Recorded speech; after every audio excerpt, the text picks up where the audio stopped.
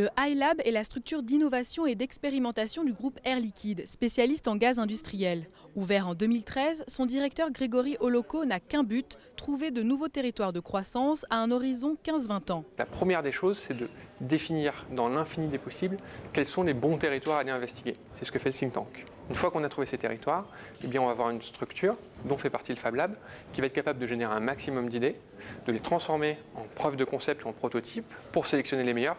Ensuite, on va incuber jusqu'à des premières applications de marché. Sciences sociales, design, ingénierie, commerce, les compétences d'une vingtaine de personnes se complètent au sein du laboratoire. Leur premier territoire de jeu, la qualité de l'air. Accélération du changement climatique, urbanisation, vieillissement de la population. Avoir accès à un air de qualité en interne ou en externe est une problématique dure. Dans ce cadre-là, on a lancé un certain nombre d'initiatives, dont une qui est autour de la mesure de la qualité de l'air. Entre l'idée et la mise sur le marché, le cycle d'innovation d'un grand groupe dure généralement 10 ans.